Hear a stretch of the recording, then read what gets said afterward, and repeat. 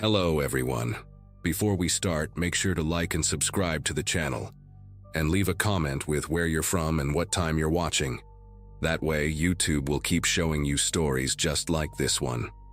Now, let's begin. 23 years on the force, and I thought I'd seen everything. Most detectives my age were counting down to retirement, coaching Little League, maybe picking up golf. Not me. I'd transferred to the cold case unit in early 2018. Figured I'd spend my last years giving families closure instead of chasing down drug dealers in alleyways. The precinct was old, built in 1952, all brick and narrow hallways that echoed when you walked alone at night. My office sat right next to the evidence room in the basement, a windowless corner that most officers avoided. The fluorescent lights hummed constantly down there, creating this low-frequency buzz that got under your skin after a few hours. I actually liked the isolation, though. Just me, my coffee that always went cold too fast, and boxes full of forgotten lives waiting for someone to remember them. The evidence room itself was a beast of a place, maybe 40 feet by 60, packed floor to ceiling with metal shelving units that creaked whenever the building settled. Each shelf held cardboard boxes labeled with case numbers, dates, victim names written in fading black marker. The smell hit you first when you walked in. Old paper, dust, and something else I could never quite identify, like pennies left in water too long. I had my own system for organizing everything. Spent my first month creating a detailed inventory that cross-referenced cases by date, location, and victim demographics. Nobody else really came down there except Officer Kowalski, who'd grab evidence for court appearances maybe once a month.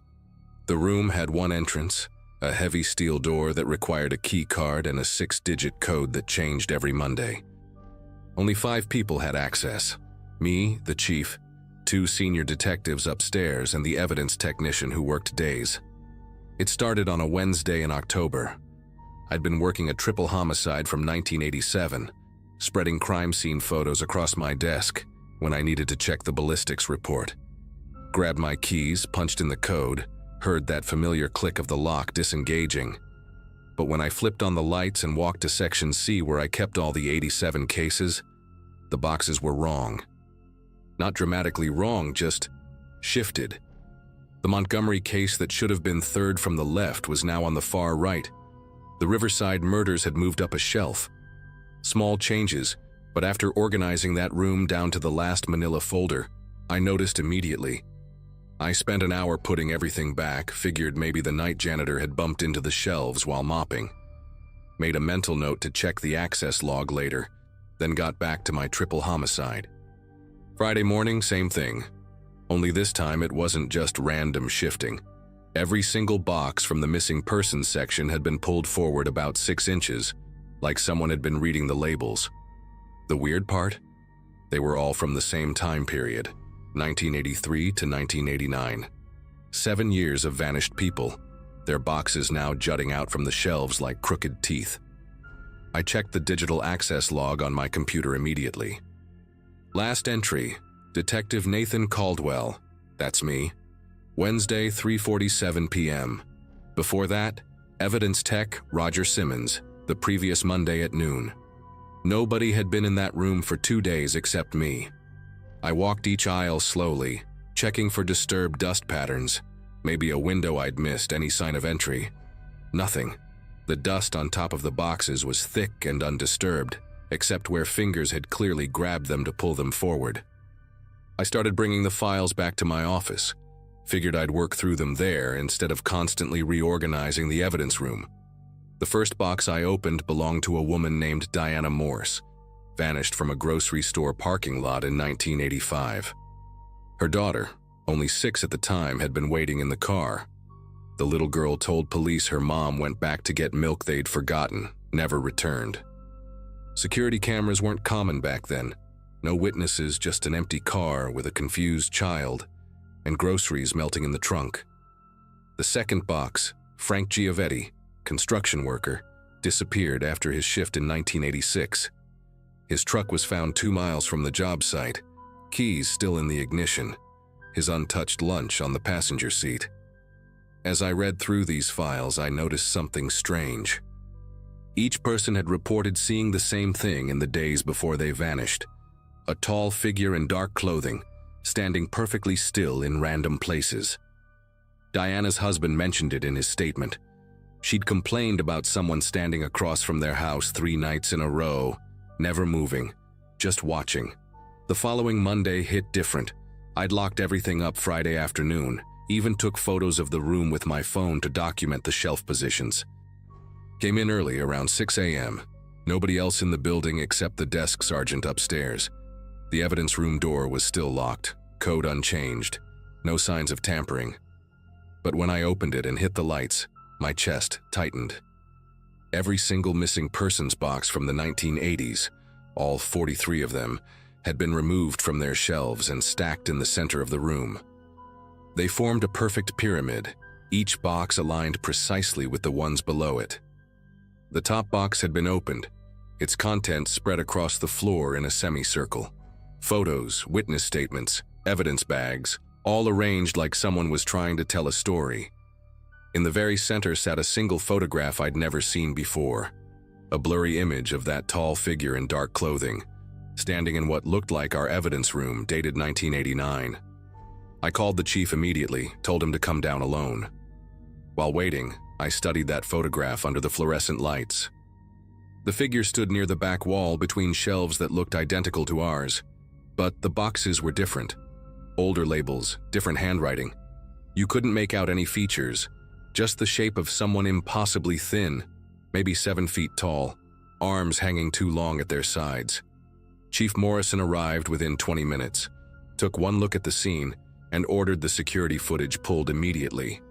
We went upstairs to the security office, rewound the weekend's recordings. Saturday, 2:17 a.m. The evidence room sat empty and dark. Then at 2:18 a.m., the lights flickered on by themselves. The camera showed the room clearly, every shelf visible, and then we saw it. The drawers of the filing cabinets along the wall started sliding open one by one, papers lifting out and floating through the air like leaves in a wind that didn't exist. The boxes began moving at 2:23 a.m.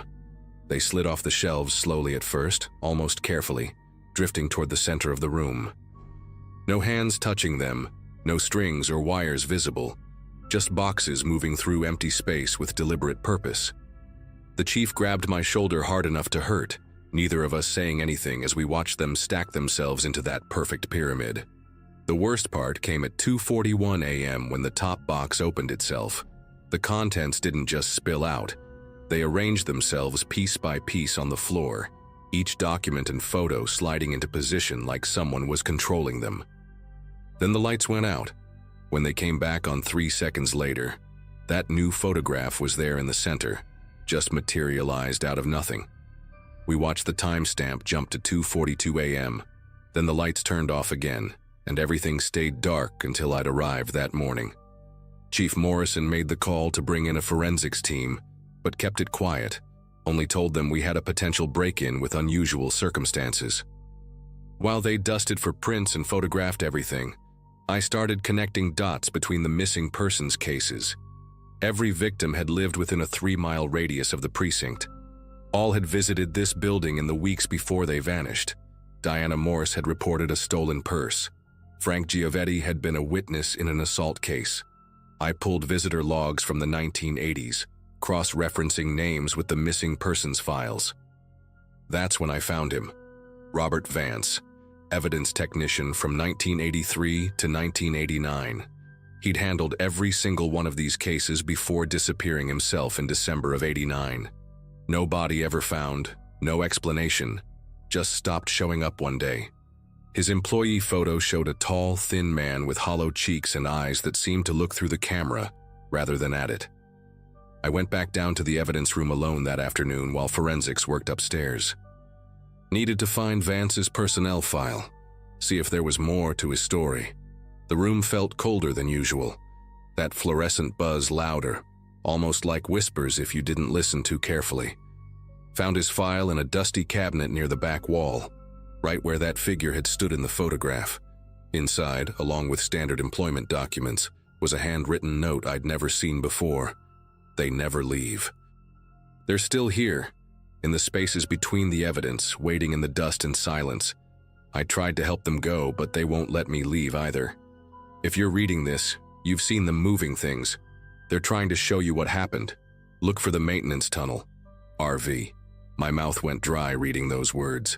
There was no maintenance tunnel on any blueprint I'd seen, but when I moved the cabinet aside, scraping against 40 years of dust and grime, I found it. A small metal door, painted the same industrial beige as the walls, with a lock that had been broken from the inside. The tunnel was narrow, maybe 3 feet wide, concrete walls sweating with moisture that smelled like copper and mold. I had to duck to fit through, my flashlight beam catching on thick spider webs that hadn't been disturbed in decades. 20 feet in, the tunnel opened into a small room, maybe 10 by 10 feet, and there they were.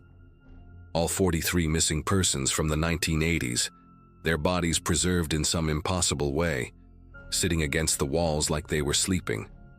No decay, no smell of death, just people frozen in time wearing the same clothes they'd disappeared in.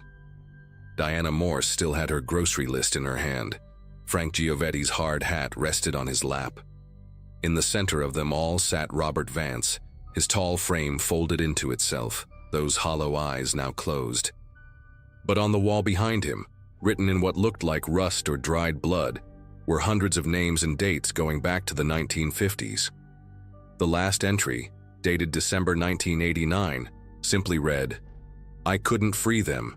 They keep collecting more. The building feeds on the lost. Close the room, seal it forever." I backed out of that tunnel faster than I'd ever moved in my life, called the chief, told him to evacuate the building immediately. Within an hour, we had every available unit there. The medical examiner, state police, even the FBI got involved. But when we went back down with the full team, the tunnel was empty. Not a single body, no writing on the walls, just an empty concrete room with 40 years of dust undisturbed. The only thing left was a single photograph on the floor, the same one that had appeared in the evidence room that morning, but now I could see it clearly. It wasn't from 1989. The timestamp in the corner showed today's date, 3 hours in the future. And in the image, that tall figure in dark clothing wasn't standing in the evidence room. It was standing right behind me. We sealed the evidence room that day, moved all the files to a new facility across town. But sometimes officers at the old precinct still report boxes moving in the basement, even though that room stays locked. And every October since then, I get a package at my home with no return address. Always a photograph of that empty tunnel, and written on the back, "Still waiting, still collecting." I'm retired now, living 3 states away, but I know one day I'll have to go back. The lost don't rest, and neither do those who find them.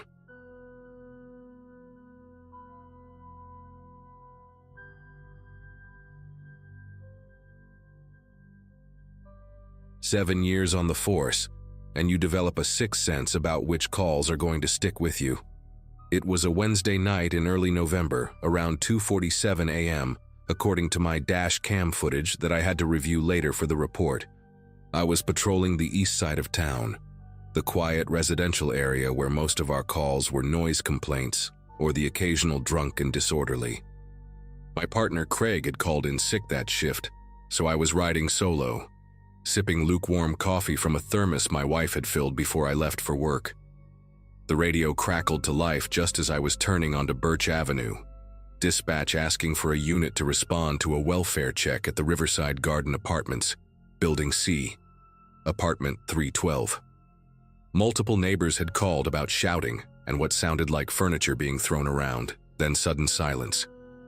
The kind of silence that makes people nervous enough to actually pick up the phone and call 911. I remember pulling into that parking lot and noticing how many lights were on for that time of night. Not just in 312, but in the surrounding apartments too. People were awake, probably pressed against their doors, listening. The building had that typical worn-down look of subsidized housing, peeling paint on the railings, a broken light flickering in the stairwell. As I climbed to the 3rd floor, I could hear whispers behind doors. Someone's TV turned down low. A baby crying somewhere below. The hallway smelled like old carpet and someone's late dinner. Curry, maybe. Apartment 312 was at the end of the hall, and even from 20 feet away I could see the door was slightly ajar, just a crack, maybe 2 inches. No light coming from inside, just darkness bleeding into the dim hallway. I announced myself loudly. Police department, welfare check, and waited. Nothing, not even the sound of breathing. That's when I noticed the first drop of blood on the door frame, fresh enough that it was still glistening under the hallway's fluorescent light. I pushed the door open with my flashlight, keeping my other hand on my service weapon. The living room was destroyed, coffee table flipped over, glass from picture frames scattered across the carpet, a lamp lying sideways still plugged in but the bulb shattered. The walls had dents, fist-sized holes near the kitchen entrance. But what made me draw my weapon was the blood trail leading from the overturned couch toward the bedroom. Not drops anymore, but smears, like someone had been dragged or crawled. The metallic smell hit me then, that copper penny taste that gets in the back of your throat. I called for backup immediately, whispering into my radio while following the trail with my flashlight beam. The apartment was small, maybe 700 square feet, and every shadow could have been hiding someone. I heard it then, a wet, ragged breathing coming from the bedroom. Shallow, struggling, but definitely human. She was propped against the dresser when I found her, and for a second I thought she was already gone. Her shirt, which might have been white or yellow originally, was soaked through with blood from at least 3 wounds I could see immediately. Her eyes were half closed, fluttering, and her lips were moving but no sound was coming out. I dropped to my knees beside her, pressing my radio mic. I need EMS at Riverside Gardens now, Building C, Apartment 312. Female victim with multiple stab wounds, conscious but barely responsive. Her hand moved slightly, fingers twitching toward the hallway behind me, toward the bathroom. That's when I realized we weren't alone in the apartment. The bathroom door was closed, but I could see light underneath it, just a sliver, and there was blood on the doorknob. Fresh blood, still running down in a thin line. My training kicked in. Secure the victim, clear the apartment, wait for backup. But backup was at least 4 minutes out, and this woman was dying in front of me. I positioned myself between her and the bathroom door, weapon drawn, and called out, "Police! Anyone in the bathroom, come out slowly with your hands visible." The silence stretched for maybe 3 seconds before I heard movement, the sound of someone shifting weight on the tile floor, the medicine cabinet mirror rattling slightly. Then a voice, male, strangely calm. "Officer, I'm coming out. Don't shoot." The door opened slowly, and I'll never forget what I saw. A man, maybe 35, wearing a gray hoodie and jeans, both covered in blood spatter. His hands were raised, but in his right hand he was still holding the knife, a kitchen knife with a black handle, probably 8 inches long, blood running down onto his wrist. His face was completely blank, no emotion, like he was sleepwalking. He wasn't looking at me. He was staring past me at the woman on the floor, and there was this weird little half smile on his face, like he was remembering something pleasant. "Drop the knife. Drop it now." I kept my weapon trained on his center mass, but he just stood there in the doorway, swaying slightly. The woman behind me made a gurgling sound, and I could hear her trying to push herself further against the dresser, trying to get away from him even though she could barely move. He took 1 step forward, still holding the knife, and said, "She wasn't supposed to be here tonight. She changed her schedule. I waited 3 weeks to catch her alone, and she changed her schedule." His voice was so matter-of-fact, like he was explaining why he was late for dinner. I could hear sirens in the distance, maybe 2 minutes out, but 2 minutes is an eternity when you're standing between a dying woman and her attacker. He took another step, and I could see his grip tightening on the knife handle, his knuckles going white. "You need to leave," he told me, still in that eerily calm voice. "This is between me and Ashley. We have unfinished business." Ashley. Now she had a name, and suddenly I could hear her behind me, whispering something over and over. It took me a second to make it out. "Please, please, please." Just that one word on repeat, getting weaker each time. The man, I'd later learn his name was Bradley Hutchinson, her ex-boyfriend of 2 years, started telling me their story like we were having coffee. "We were supposed to get married," he said, taking another small step forward. "I bought the ring. It's in my car downstairs. 2 carats, princess cut, exactly what she wanted. But she decided she wanted to go back to school instead, nursing school. Said she needed to find herself." He laughed then, this bitter, hollow sound that made my finger move to the trigger. Find herself. She found someone else is what she did. Some guy from her anatomy class. I saw the text messages. The knife in his hand was shaking now, and I could see tears starting to run down his face, mixing with the blood spatter on his cheeks. The sirens were getting louder, maybe 30 seconds out now, and I knew I had to keep him talking, keep him focused on me instead of Ashley. "Bradley," I said, using the de-escalation training they drill into us, "I understand you're hurt, but Ashley needs medical help right now. Put the knife down and we can talk about this." He tilted his head at me like I was speaking a foreign language. "You don't understand," he said. "I gave up everything for her, my job in Seattle, my friends, my family. I moved here to this garbage town because she wanted to be near her sick mother. And what does she do? She throws me out like trash. Changes the locks, gets a restraining order because I sent her flowers." He was crying harder now, but his grip on the knife never loosened. "Flowers. I sent her flowers and she called the police."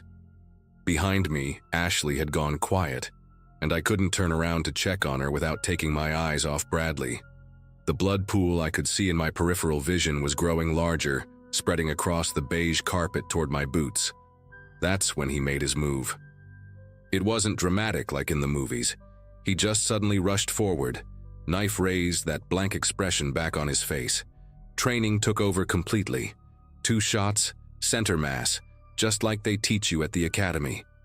The sound was deafening in that small bedroom, and my ears rang for hours afterward. Bradley dropped instantly, the knife clattering across the floor and sliding under the bed. He fell forward, landing maybe 3 feet from where Ashley was slumped against the dresser. His body twitched once, twice, then went still. The whole thing took maybe 2 seconds, but I can still replay it in slow motion whenever I close my eyes. I kicked the knife further away and checked his pulse. Nothing. Then I turned to Ashley, dropping to my knees beside her, pressing my hands against the worst of her wounds. Her eyes were open but unfocused, and her breathing was so shallow I could barely see her chest moving. "Stay with me, Ashley. Help's here. You're going to be okay." I kept talking to her, saying anything I could think of, while pressing down on her wounds with towels I grabbed from the bathroom. The next few minutes were chaos. Paramedics burst in, pushing me aside to work on Ashley. More officers arrived, securing the scene, asking me questions I could barely process. Someone took my weapon for the investigation, standard procedure for an officer-involved shooting. They got Ashley on a stretcher, IV lines going, oxygen mask over her face, and rushed her out. I heard one of the paramedics say she'd lost at least 2 pints of blood, maybe more. The detective who showed up, a guy named Brennan who I'd worked with before, walked me through what happened while the scene was still fresh. He had me show him exactly where I was standing, where Bradley came from, where the knife ended up. Crime scene techs were taking photos of everything, the blood patterns, the destroyed living room, Bradley's body still on the bedroom floor. They found his car in the parking lot with the engagement ring he'd mentioned, still in its velvet box on the passenger seat, along with rope, zip ties, and a tarp in the trunk. He'd come prepared for something worse than what he'd already done. I spent the rest of that night and most of the next day at the station, writing reports, talking to internal affairs, going over every second of those 8 minutes from when I entered the apartment to when I pulled the trigger. They put me on administrative leave, which is standard. But those 3 weeks waiting to be cleared to return to duty were some of the hardest of my life. I kept replaying everything, wondering if I could have talked him down, if I should have waited for backup, if there was any other way it could have ended. My wife would find me sitting in our kitchen at 3 a.m., staring at nothing, and she'd make me tea and sit with me until the sun came up. The department made me see a counselor, Dr. Reeves, who told me what I did saved Ashley's life. The medical examiner's report said Bradley had methamphetamine in his system, which explained the 3 weeks of planning, the paranoid delusions about Ashley's text messages, the complete disconnect from reality. But knowing the why didn't make the what any easier to live with. Ashley survived. That's the part I hold on to when the memories get too heavy. She spent 2 weeks in the ICU, had 4 surgeries to repair the damage to her liver and intestines, and months of physical therapy after that. I visited her once about 6 months later, after she reached out through the department saying she wanted to thank me. We met at a coffee shop downtown, and she looked so different from that night. Healthy, strong, alive. She told me she'd finished nursing school, that she was working at the children's hospital now, that she'd moved to a new apartment on the other side of town. She showed me pictures of her new dog, a golden retriever named Buddy, who she said helped her feel safe at night. We didn't talk much about what happened, we didn't need to. But before she left, she grabbed my hand and said, "You gave me the chance to have this life. Every good day I have exists because you were there that night." I still carry those words with me, especially on the bad nights when I can still smell the blood, still hear Bradley's voice talking about wedding rings while holding that knife. The shooting was ruled justified, and I went back to patrol after my leave ended. But I'm different now. Every domestic call, every welfare check. I remember that apartment, that night, and how quickly everything can go wrong. I keep Ashley's thank you card in my locker at the station, a reminder that sometimes, even in the worst moments, we can make a difference. Sometimes, we get there in time.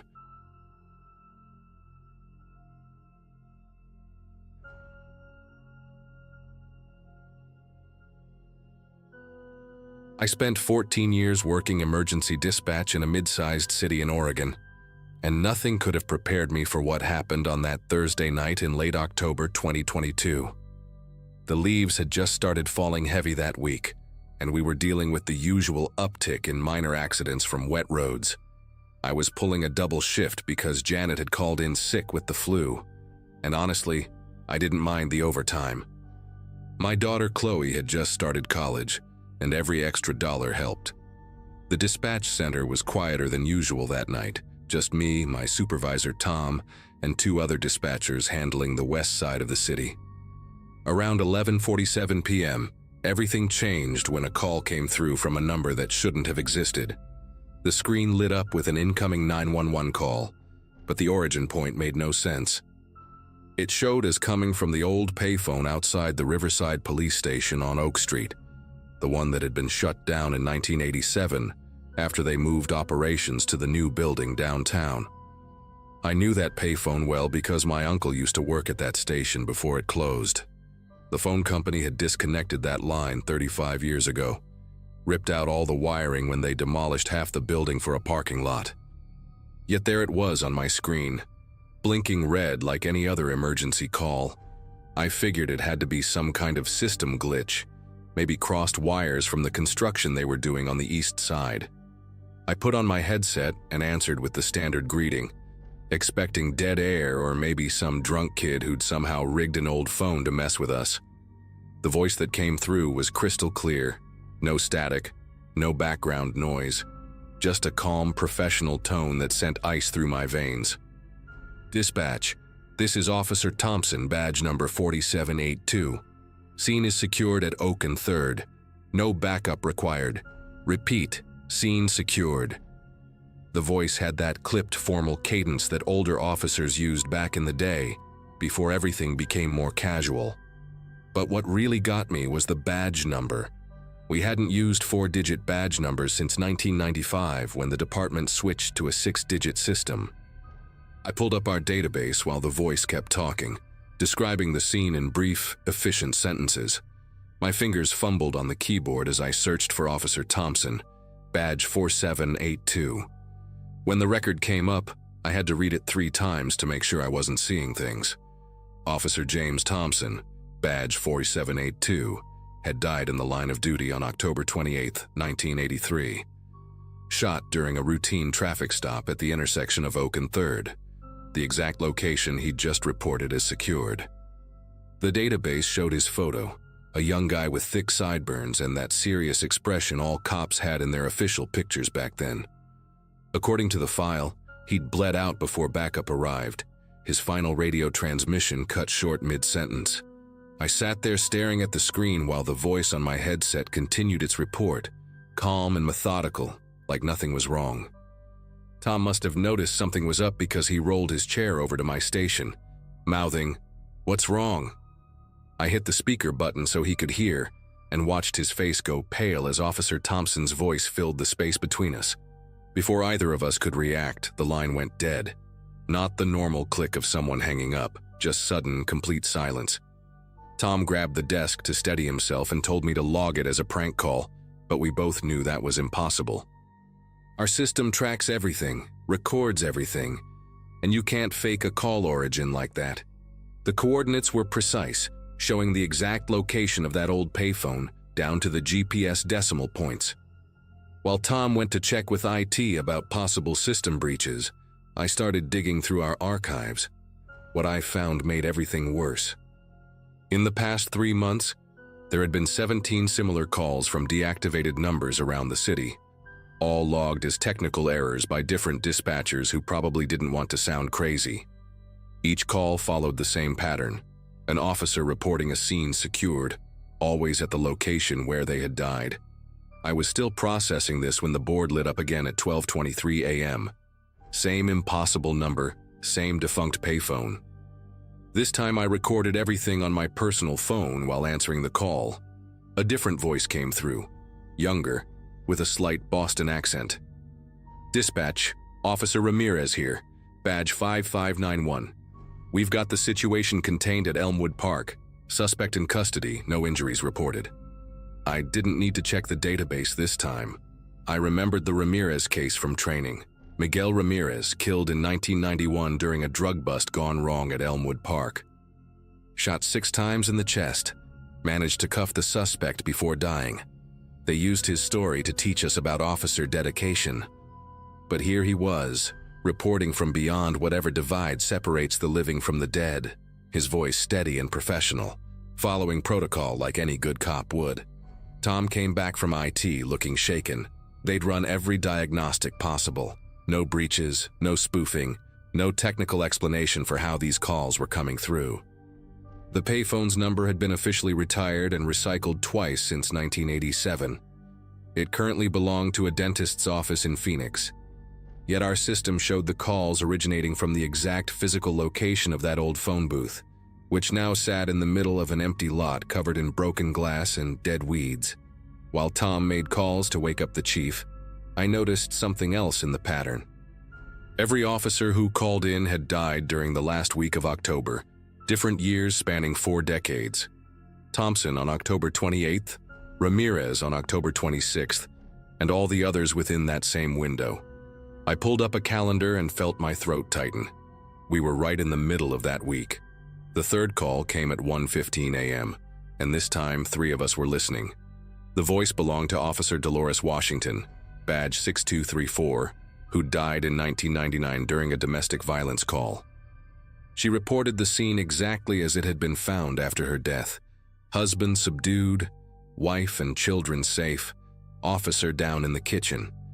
Her voice had this warm quality, like she was smiling while she talked, completely at odds with the fact that she'd been stabbed 14 times with a kitchen knife. After she finished her report and the line went dead, Tom made a decision that probably saved our sanity.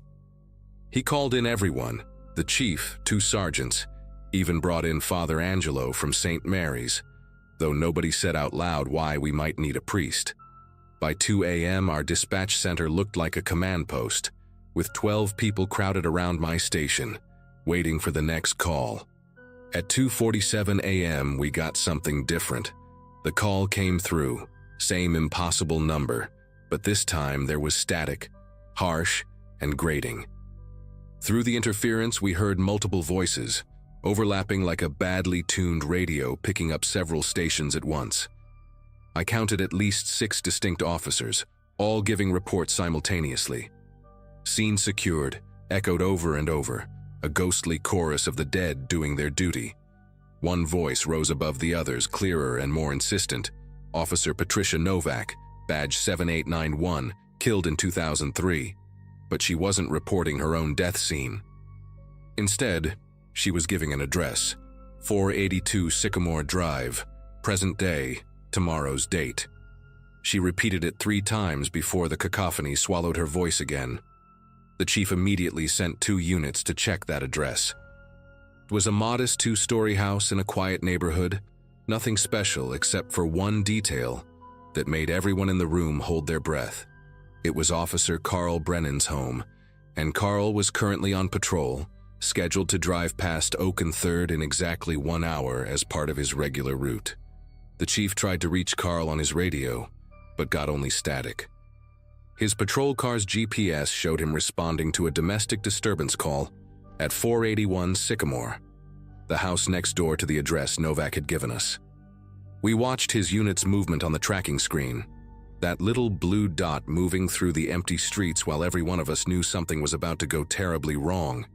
Tom suggested we were overthinking coincidences, that stress was making us paranoid, but his voice shook when he said it. The priest, Father Angelo, had been quietly praying in the corner, his rosary beads clicking in a rhythm that somehow made everything feel more real, more immediate. At 3:33 a.m., Carl's panic button activated. His GPS showed him at the intersection of Oak and 3rd, exactly where Thompson had died 39 years before. Every available unit screamed toward Oak and 3rd while I tried to raise Carl on the radio. Nothing but static. Then suddenly his voice burst through, breathless and terrified. "Shots fired. Officer down. No, wait. I'm okay. Suspect fled on foot heading north on Oak." The relief in the room was palpable until we realized Carl wasn't making sense. He kept reporting an officer down, then correcting himself, saying he was fine, then screaming about seeing someone who couldn't be there. When backup arrived 4 minutes later, they found Carl standing in the middle of the intersection, his weapon drawn, pointing at nothing. His dashcam footage would later show what we couldn't understand in that moment. A figure in an old police uniform standing in front of Carl's vehicle, taking bullets meant for him. The figure looked exactly like James Thompson, down to the thick sideburns and badge 4782, absorbing 3 shots from a suspect who'd been hiding in the abandoned station, waiting to ambush any cop who came through that intersection. Carl survived because dead officers had broken through whatever barrier separates their world from ours, just long enough to save one of their own.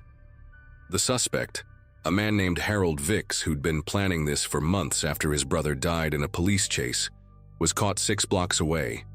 In his apartment, they found detailed plans targeting officers on specific routes, dates, times. He'd studied patrol patterns for over a year. After that night, the calls stopped coming. The old payphone number went silent. But I know they're still out there, watching, protecting, doing their duty even after death.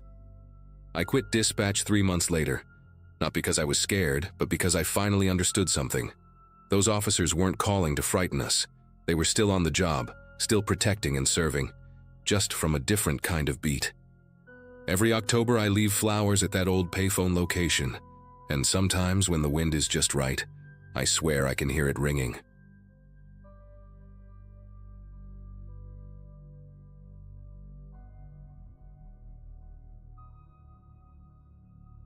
Most people in Millbrook knew me as the guy who ran the hardware store on Chestnut Road for 20 years.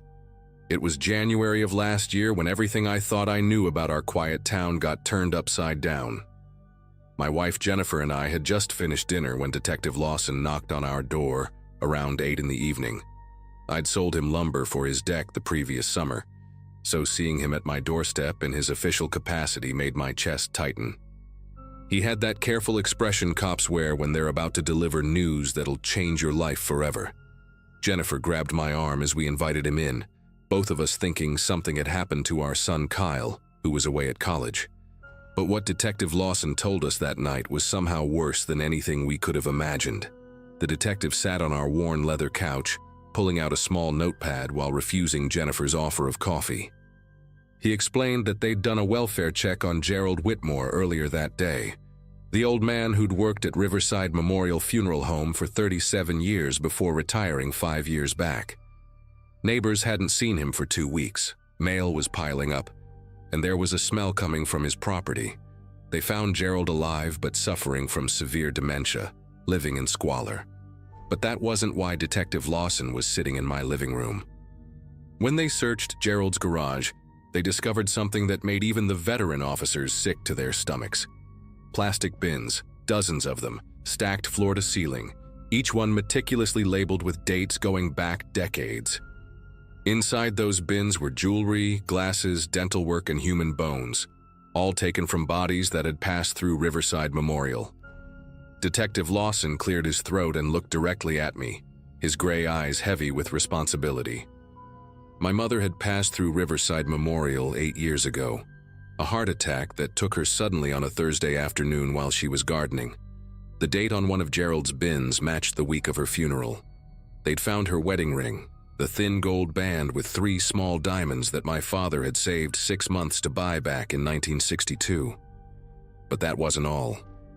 There was a small velvet pouch containing 4 of her teeth and a section of her sternum, carefully wrapped in funeral home stationery. The detective said Gerald had kept detailed notes about each collection, as he called them, written in cramped handwriting on index cards. My mother's card described her as elegant widow, beautiful bone structure, kept the sternum for its unusual smoothness. Jennifer's fingernails dug into my forearm as the detective continued explaining that my mother wasn't the only one from our family. They'd found items belonging to my Uncle Howard, who died in 2015, and Jennifer's grandmother Rose, who'd passed in 2017. The garage contained remains and belongings from over 300 people, all processed through Riverside Memorial during Gerald's tenure. Some bins held infant hospital bracelets. Others contained war medals that should have been buried with veterans. Gerald had apparently developed this obsession early in his career, starting with small items like buttons or locks of hair, gradually escalating to removing bones during the embalming process. He would carefully extract pieces when alone in the preparation room, replacing the missing parts with cotton padding and mortician's wax so no one would notice during viewings. The most disturbing part was how methodical he'd been. Each bin included photos he'd taken of the deceased during preparation, like some twisted scrapbook of his secret violation. The detective asked if we wanted to see the recovered items, but I couldn't form words. My mind kept circling back to my mother's funeral, how we'd stood there believing she was whole, at peace, wearing the dress she'd picked out years before. I remembered touching her hand one last time, cold and waxy, never knowing that beneath her burial clothes, parts of her were already missing. Gerald had been there that day, his face appropriately solemn, even helping my elderly aunt to her seat. He'd offered his condolences with a firm handshake and told me my mother looked beautiful, that he'd taken extra care with her preparation. Those words now felt like broken glass in my memory. Jennifer started crying silently beside me, and I knew she was thinking about her grandmother's funeral, how we'd placed family photos in the casket, never imagining that someone had already taken their own 6 souvenirs. Detective Lawson gave us a moment before explaining what would happen next. The state was launching a full investigation, and every family affected would be contacted over the coming weeks. They'd seized all of Gerald's records, including a leather journal where he'd written about his compulsion in disturbing detail. He described feeling a connection to the deceased, believing he was preserving their essence by keeping pieces of them. The journal entries went back 40 years, describing how he'd started after his own mother's death, unable to let her go completely. He'd kept her entire left hand, which they found preserved in a special refrigerated container in his basement, still wearing her ruby engagement ring. The detective said Gerald's dementia had progressed to where he couldn't understand why he was being removed from his home, kept asking about his guests and when they'd be returning for dinner. After Detective Lawson left, Jennifer and I sat in stunned silence until nearly midnight. Then something occurred to me that made me rush to our bedroom closet. I pulled out the photo album from my mother's funeral, flipping through until I found the picture of her in the casket. With shaking fingers, I zoomed in on my phone's flashlight, examining every visible detail. Her hands were folded peacefully, But now I noticed how her chest seemed oddly flat beneath her blue dress, how the funeral home's lighting created strange shadows around her collar. I grabbed more albums, Uncle Howard's funeral, Grandmother Rose's service, and spread them across our bed. In every photo, now that I knew what to look for, there were subtle signs. A slightly sunken area where tissue should have been, hands positioned to hide missing fingers, makeup applied heavier in certain spots. We'd been looking at crime scenes disguised as peaceful farewells, and none of us had known. The next morning, I couldn't open my hardware store. Instead, I drove to Riverside Memorial, which was already surrounded by news vans and police tape. I stood there watching investigators carry out more boxes from the basement, each one potentially containing pieces of someone's loved one. An older woman next to me was sobbing, clutching a photo of her husband who died 3 years earlier. She kept saying she'd specifically requested he be buried with his military medals, his father's watch, and his wedding ring, all items listed on Gerald's inventory sheets.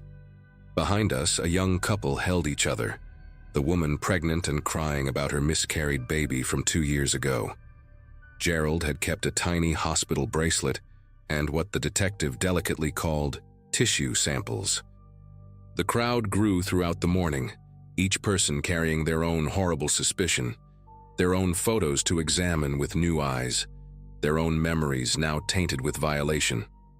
I recognized Bill Harmon, who owned the bakery downtown, standing apart from the crowd with his jaw clenched tight. His daughter Lisa had died in a car accident 5 years ago, just 23 years old. He told me Gerald had offered to do her makeup personally, said he wanted to make sure she looked perfect for her parents' final goodbye. Bill's fists kept opening and closing as he watched the evidence being removed, and I heard him whisper that he'd shaken Gerald's hand at the cemetery, thanked him for his kindness. The funeral director, a younger man named Paul who'd taken over Riverside Memorial just 2 years ago, stood on the front steps looking destroyed. He kept telling anyone who'd listen that he'd had no idea, that Gerald had been retired before he arrived, that all their records showed proper procedures were followed. But nobody wanted to hear his explanations. We were all too busy recalculating every interaction we'd had with Gerald, every sympathy card he'd sent, every gentle pat on the shoulder at our darkest moments. That afternoon, Jennifer and I met with other affected families at the community center. The room was packed with people I'd known my whole life, all of us now bound by this grotesque discovery. Margaret Phillips, who taught Sunday school, stood up and said her husband's body would need to be exhumed and examined. The prosecutor explained that Gerald had been charged with abuse of a corpse, theft and interference with burial rites, though his dementia meant he'd likely never stand trial. Someone asked about suing the funeral home, but the lawyer present said proving negligence would be difficult since Gerald had hidden his activities so well. The medical examiner spoke about the process of identifying and returning remains, warning us it could take months or even years to sort through everything. A woman in the back row suddenly screamed that she wanted Gerald to suffer, to know what he'd done, but his mind was already gone, leaving us with justice that could never truly be served. 3 weeks later, we received the call that my mother's remains had been identified and could be returned to us. Jennifer and I drove to the medical examiner's office in complete silence, the radio off, both of us staring at the wet February roads. They gave us a small wooden box containing what Gerald had taken, along with her wedding ring in a sealed evidence bag. The assistant medical examiner, a kind woman with tired eyes, explained that we could choose to have another burial ceremony, or have the remains cremated and added to her grave. She said many families were struggling with the same decision, that there was no right answer. I signed the paperwork with numb fingers, took the box that weighed almost nothing, and walked back to our car where I finally broke down completely. I sobbed like I hadn't since the day she actually died, but this was different. This was grief mixed with rage and a revulsion that made me want to scrub my own memories clean. We decided to have a private ceremony, just Jennifer, Kyle, and myself, on a cold Saturday morning. The funeral home, a different one 40 miles away, handled everything with careful respect, never asking questions about why we needed this second goodbye. As we stood at my mother's grave, placing the small box into a hole that shouldn't have needed to exist, Kyle read a poem my mother had loved about memory and peace. The cemetery was empty except for us and a groundskeeper in the distance, the March wind cutting through our coats. When we got home, I took every photo from the original funeral and locked them in a filing cabinet in the basement. I couldn't throw them away, but I couldn't look at them either. 6 months have passed now, and our town still carries this weight. Riverside Memorial closed permanently. The building stands empty, and nobody can drive past without remembering. Gerald died in the state facility last month, never understanding what he'd done, taking whatever twisted reasoning he'd had into oblivion. We're all trying to move forward, to remember our loved ones as they were in life, not as victims of a sick man's compulsion. But some violations can't be undone, they can only be endured, and that's the truth we're all learning to live with.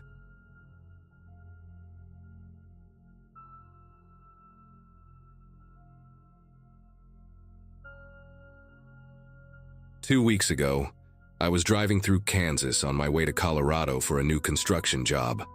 I'm 24, been doing roofing work since I dropped out of community college, and honestly, I was excited about this opportunity. Better pay, chance to start fresh after a rough breakup. The drive should have taken me 2 days max, but my old Ford pickup had other plans when the radiator started overheating around 9 p.m. on a Tuesday night. I pulled into this rundown motel called the Desert Palm Inn, one of those places where the neon sign only has half the letters working and the paint is peeling off the walls. Figured I'd let the truck cool down overnight, get some sleep, and deal with it in the morning. The guy at the front desk, this skinny dude with a lazy eye and yellowed teeth, barely looked up from his phone when he handed me the key to room 18. I remember texting my sister Amanda that night, telling her about the delay and sending her a picture of the sad-looking motel. She joked that it looked like something out of a horror movie, and I laughed it off, told her I'd call her in the morning. After grabbing a burger from the vending machine, yeah, they had burgers in the vending machine, should have been my first red flag, I crashed hard on that lumpy mattress. Around 2 a.m., I woke up to someone knocking on my door. Not pounding or anything dramatic, just this steady, patient knocking. Knock, knock, knock.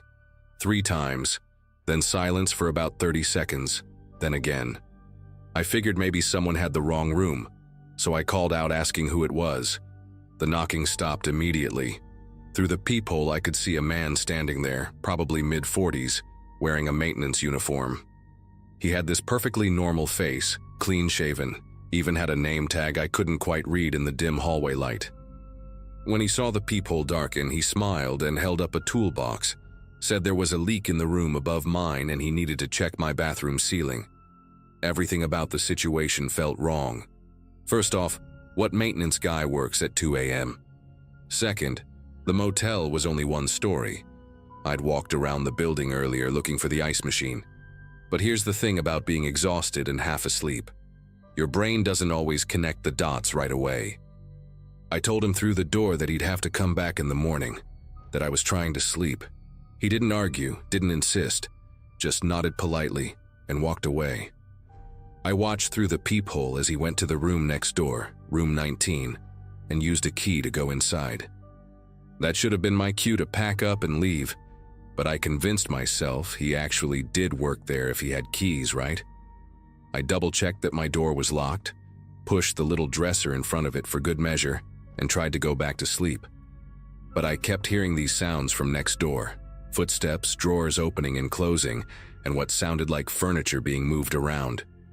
About an hour later, the sound stopped completely.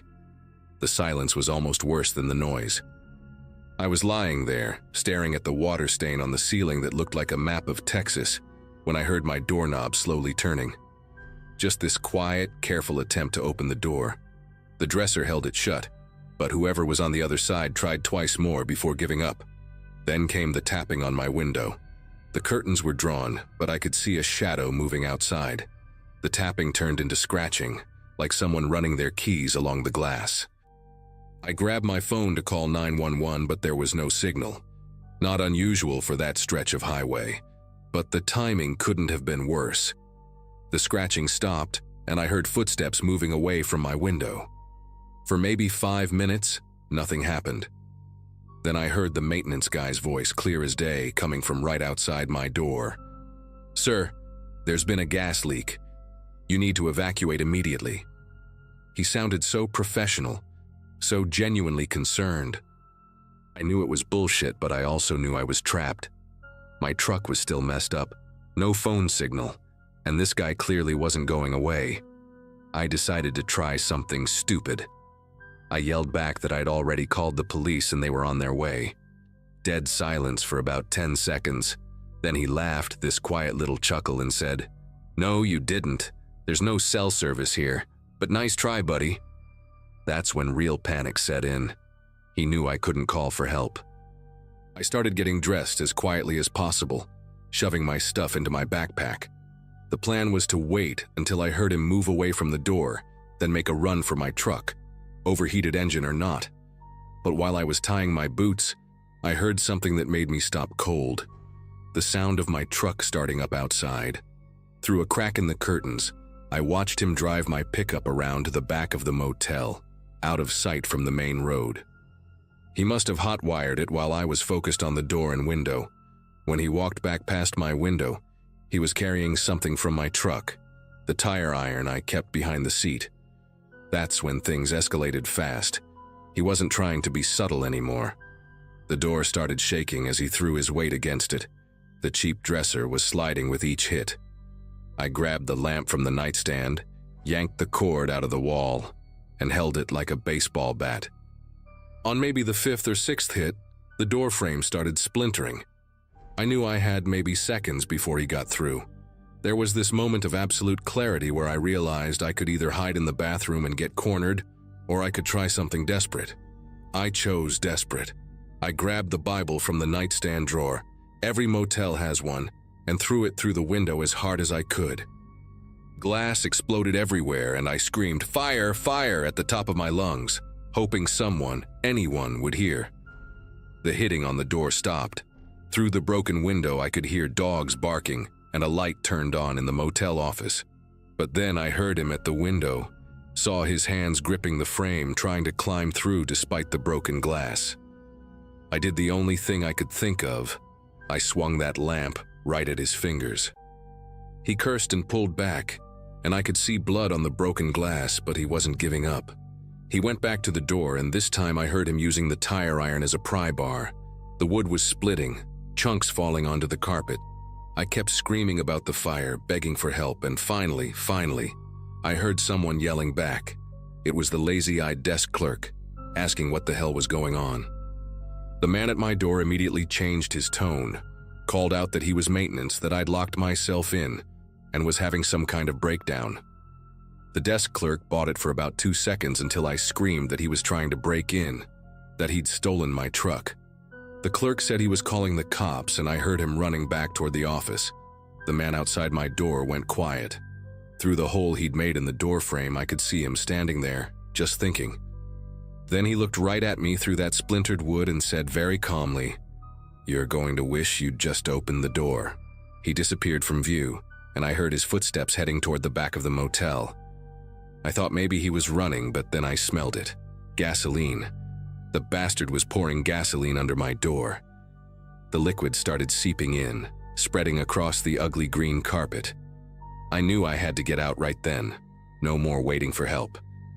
I grabbed my backpack, used it to clear the remaining glass from the window frame, and started climbing out.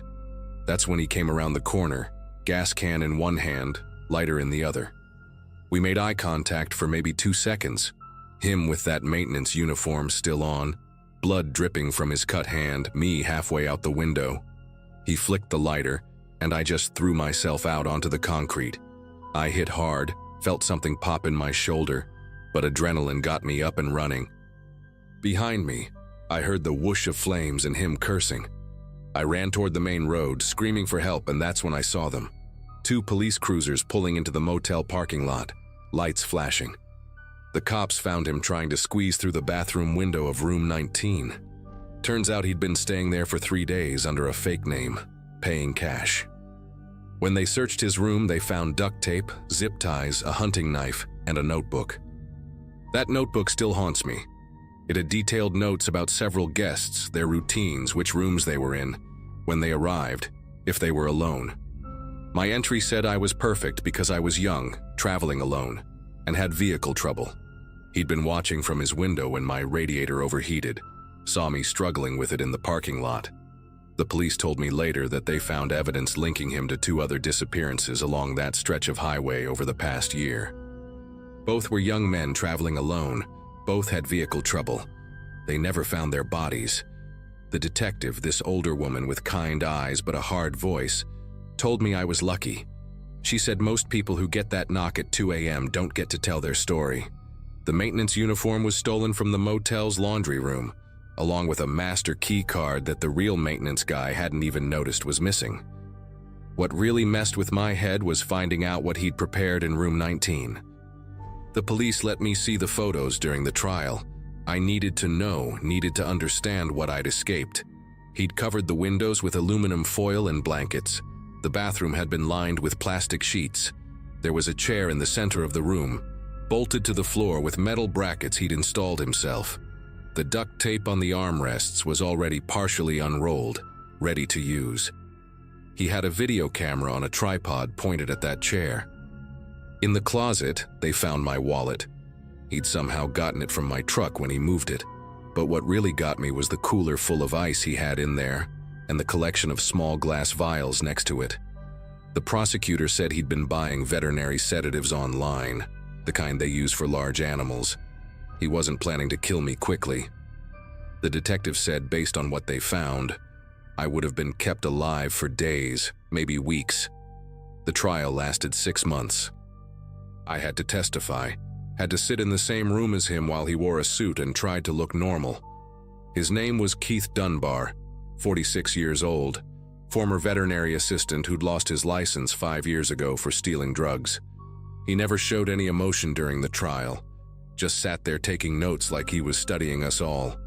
The only time I saw him react was when I described hitting his fingers with the lamp. He actually smiled at that, like he was remembering something pleasant. They gave him life without parole for the attempted kidnapping and assault, plus additional time for the 2 suspected murders once they found enough evidence. During the victim impact statement, I told the court about the nightmares, about how I can't stay in hotels anymore, how I check every lock 3 times before bed. But what I didn't tell them was that sometimes I wake up at 2 a.m. to phantom knocking, and I lie there paralyzed, listening to see if it's real or just my brain replaying that night. My shoulder still hurts when it rains. I tore something when I hit that concrete, and it never healed quite right. It's my reminder that I survived. I never made it to that job in Colorado. Couldn't handle the thought of driving alone through empty highways anymore. I moved back home, got a job with my uncle's roofing company, started seeing a therapist. My sister Amanda made me get one of those GPS trackers for my phone, and I check in with her every night. The Desert Palm Inn burned down 3 months after the incident, not from the gas he poured. They'd cleaned that up, but from an electrical fire that started in the office. Felt like the universe correcting itself somehow. I drove past that spot last month with my cousin, and there's just an empty lot now with some desert grass growing through the old foundation. Good riddance. People sometimes ask me if I believe in guardian angels or intuition or whatever, and I tell them I believe in that desk clerk with the lazy eye who actually called 911. And I believe in cheap motel dressers that can hold a door for just long enough. But mostly I believe in listening to that feeling in your gut that says something's wrong. That hesitation I felt at 2 a.m. when he knocked, that probably saved my life. Trust that feeling. Always.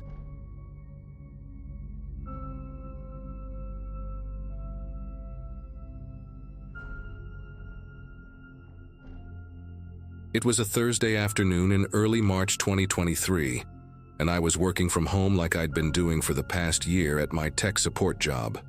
My wife Melissa had taken our 2 kids, Oliver who's 8 and Grace who's 6, to her mother's place for spring break, leaving me alone in our 2-story house in a quiet subdivision just outside of Indianapolis. The neighborhood was one of those newer developments where all the houses looked vaguely similar, beige and gray siding, two-car garages, young trees still held up by stakes. I'd been on back-to-back calls since 9 that morning, troubleshooting software issues for frustrated customers. My headset practically fused to my skull. The house felt too quiet without the kids running around, just the hum of my laptop fan and the occasional car passing by outside. Around 3:30, I was in the middle of walking someone through reinstalling their drivers when I heard this knocking. Not at my door, but somewhere close by, maybe the Johnson's place next door. It wasn't normal knocking either. It was frantic, desperate, like someone pounding with both fists. Through my home office window, which faces the street, I could see this woman I'd never seen before going from house to house. She looked to be in her 40s, wearing what appeared to be pajama pants with cartoon cats on them, and a faded green sweatshirt that had dark stains down the front. Her hair was this distinctive reddish-orange color, but matted and tangled like she hadn't brushed it in days. She was barefoot despite the cold concrete, and the way she moved between houses was strange. Almost running, but with this jerky, uncoordinated gait like she kept forgetting how to use her legs properly. I muted my headset and watched her pound on the Johnson's door for maybe 30 seconds before stumbling over to the Walker's house across the street. She wasn't just knocking. She was screaming something I couldn't quite make out through my closed window, her voice raw and cracking. When nobody answered at the Walkers, she actually tried the doorknob, rattling it violently before moving on. That's when I saw her face clearly for the first time as she turned toward my side of the street. Her eyes were wide, pupils dilated so much they looked completely black, and there was this wetness around her mouth that caught the afternoon sun. She had these deep scratch marks down both cheeks, fresh ones that were still bleeding, and her lips were moving constantly even when she wasn't screaming, like she was having an argument with someone who wasn't there. The customer on my call was still talking about their computer problems, but I wasn't listening anymore. The woman had made it to the house 2 doors down from mine, the Nguyen's place, and she was throwing her whole body against their door now. I could hear the impacts even from inside my house, these heavy, meaty thuds that made me wince. Mrs. Nguyen's car was in the driveway, and I knew she worked nights at the hospital, so she was probably trying to sleep. After maybe a minute of this, the woman suddenly stopped and stood perfectly still, her head tilted at this unnatural angle, like she was listening to something. Then she reached into the pocket of her sweatshirt and pulled out what looked like a kitchen knife. One of those long carving knives with a black handle. The blade caught the light and I could see it wasn't clean. My first instinct was to call 911, but as I reached for my phone, I realized I could already hear sirens in the distance. Someone else must have called already. The woman heard them too, and her whole demeanor changed. She started making these low, guttural sounds that I could hear even through my window, almost like growling, and began walking directly toward my house. Not running, just this deliberate, purposeful stride while gripping that knife so tight her knuckles were white. I disconnected from my work call without saying anything and grabbed my phone, my fingers fumbling as I tried to dial. She walked right past my front door though, didn't even glance at it, and went straight to my backyard gate. The gate that I knew I'd forgotten to lock after taking the trash out that morning. I heard the gate squeak open, and my heart started hammering so hard I could feel it in my throat. Through my office window, I watched her disappear around the side of my house, and then I heard her at my back door, testing the handle. Thank God I'm paranoid about locking doors when I'm home alone. It was secured with both the knob lock and the deadbolt. But she didn't just try once and leave. She started slamming her shoulder into it over and over. And then I heard glass breaking. She'd punched through the small window next to the door. I could hear her trying to reach through to the locks, grunting with effort, the knife scraping against the door frame. I was already on with 911, the dispatcher asking me questions I could barely process, when I heard her give up on my door and move to the sliding glass door that led to the Brennan family's house. They shared a backyard fence line with me. The Brennans had 3 kids, and I knew Shannon was usually home during the day with their toddler, while the older 2 were at school. I ran upstairs to my bedroom window to get a better view of their backyard, still on the phone with dispatch, trying to explain what was happening. The woman was at their sliding door now, and I watched in horror as she used the knife handle to smash the glass. It took her 4 or 5 hits before it shattered completely, safety glass falling in chunks, and she reached through to unlock it. She disappeared inside, and I could hear Shannon screaming from across the yard, this piercing, terrified sound that made every hair on my arms stand up. The dispatcher was telling me units were 2 minutes out, to stay in my house, to keep my doors locked, but all I could think about was Shannon and her baby.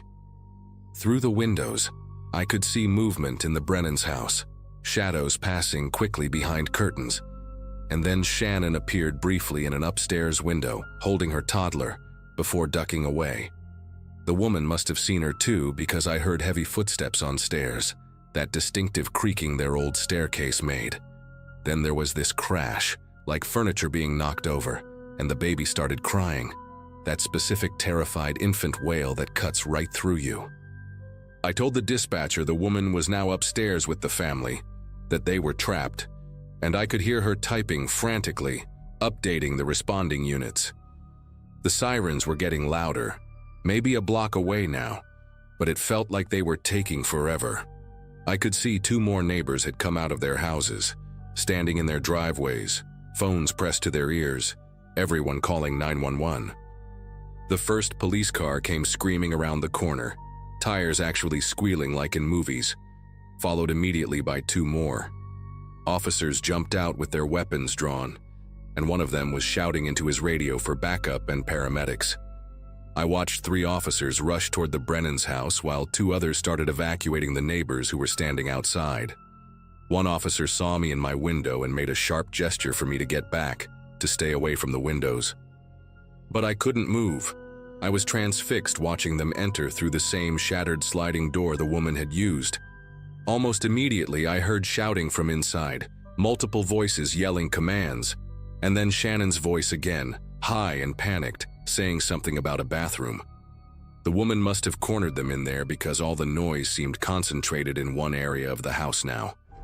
For maybe 3 minutes, there was this terrible standoff. I could hear the officers trying to talk to the woman, their voices firm but measured, trying to de-escalate. She was responding but not with words, just these animalistic shrieks that didn't sound entirely human. Then there was this loud bang, like someone had kicked in a door, followed by a struggle. Furniture crashing, glass breaking, everyone yelling at once. The baby's crying got louder and more frantic, and I heard one officer radioing for immediate medical assistance. 2 more police cars had arrived by then, officers setting up a perimeter around the house, keeping gathering neighbors back. One officer was unrolling yellow tape, already sectioning off the Brennan's property, while another was going door to door, checking on residents, making sure everyone was accounted for. Then suddenly, everything went quiet except for the baby crying. No more struggling, no more shrieking, just officers talking in those low, professional tones they use when a situation is under control. About a minute later, I saw them bringing the woman out through the front door. She was in handcuffs, 2 officers holding her arms, and her head was hanging down, hair covering her face. Her sweatshirt was torn, and there was blood on her hands and bare feet. She wasn't fighting anymore. She looked almost catatonic, like all the wild energy had just drained out of her. They put her in the back of a patrol car, and I noticed one of the officers was limping, holding his arm against his ribs. An ambulance had pulled up, and paramedics rushed inside with their equipment. A few minutes later, they brought Shannon out holding her baby, both of them crying but seemingly uninjured. She looked shell-shocked, her face pale, clutching her child like she was afraid to let go. The aftermath was surreal. Police were everywhere, taking photos, collecting evidence, interviewing everyone who had seen anything. A detective came to my house about an hour later, took my statement, asked me about the timeline, what I'd observed. He told me the woman was being taken for psychiatric evaluation, that she'd been reported missing from a facility in the next county 2 days earlier after stopping her medication. The knife, he said, had been taken from a house 3 streets over where she'd broken in that morning while the owners were at work. They'd found the place ransacked, food eaten straight from the fridge, medication bottles emptied on the counter. Shannon and her baby were physically okay, just traumatized. The officer who'd been injured had bruised ribs from where the woman had fought him, but nothing serious. The detective said we'd all been lucky. These situations could go much worse.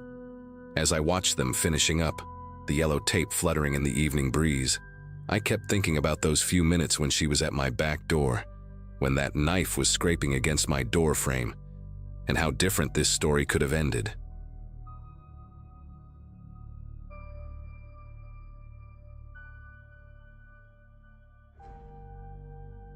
I grew up in a quiet neighborhood where most people minded their own business, but kept an eye out if something strange was going on. Back then, I was working long shifts at a local auto shop, so most evenings I just wanted peace and quiet when I got home. Around that period, the talk among neighbors was that one side of our street had a duplex that had been abandoned for years. The paint was peeling, the windows were grimy, and weeds pushed through cracks in the driveway. It looked like the kind of place kids dared each other to run past at night. Still, it was supposed to be empty, so when the late-night banging and muffled voices started, people didn't just gossip, they called the cops. When the police pulled up one night, curiosity got the better of me. I stepped outside, joining a few neighbors who were already gathered near the sidewalk. The red and blue lights washed over the cracked siding of the duplex, making it look even more menacing. Officers moved quickly, shining flashlights through the broken front door. You could tell by their posture that they weren't treating it like a prank call. The front door frame looked splintered, like someone had kicked it in not too long ago. That was the first time it clicked for me that the sounds we'd been hearing weren't just echoes from inside a decaying house. Someone was actually in there. I remember the silence as the officers disappeared into the duplex. The neighborhood, which normally buzzed with TVs and porch conversations at that hour, felt drained of sound. Everyone stood still, waiting, staring at that ugly house. After a few tense minutes, one officer came back out and spoke quietly into his radio. Then two more went in, carrying tools I couldn't make out. The whole time I kept wondering what could possibly be inside that place. Rats, maybe a group of teenagers messing around, or something worse. My chest tightened with this weird sense of dread, like we were about to learn something we'd all regret knowing. The wait stretched on until suddenly we heard a sharp thud from inside, followed by muffled voices. It wasn't the officers. It sounded more like someone had shifted furniture or knocked something heavy over. One of the cops yelled out, and a few seconds later there was a commotion, boots stomping against wood. The next thing we saw, two officers were dragging out what looked like a section of rotted wall paneling. They dropped it on the porch, and behind it was a narrow, pitch-black crawl space. Out of that space, the police pulled out 3 people, one by one. They weren't teenagers, they were adults, filthy, thin, and glaring at us like cornered animals. The sight of them chilled everyone watching. Their clothes were filthy, layered like they hadn't been changed in weeks, and their faces were streaked with dirt. One of the men had a greasy cap pulled so low you could barely see his eyes, but you could feel his stare sweeping over the crowd. The woman with them had matted hair that looked almost gray under the streetlights, though she couldn't have been older than 40. She didn't fight or yell. She just stared down, whispering something too quiet to catch. The officers kept tight grips on them while calling for backup, and I'll never forget how unnatural it felt, seeing people pulled out of a wall like that. When more police arrived, they started moving us back toward our houses. I remember one of my neighbors, Mr. Callahan, muttering, "I knew it wasn't rats." He wasn't joking, he sounded angry, almost vindicated. Later, one of the officers explained to a few of us that the group had been hiding in that crawl space for weeks, maybe longer. They'd carved out sections of the duplex, making narrow passages you'd never notice unless you were looking for them. The cops said they found sleeping bags, food wrappers, even a small notebook full of addresses. That detail sent a ripple through everyone, because those addresses weren't random. They belonged to people living right there on our street. It didn't take long to realize what that meant.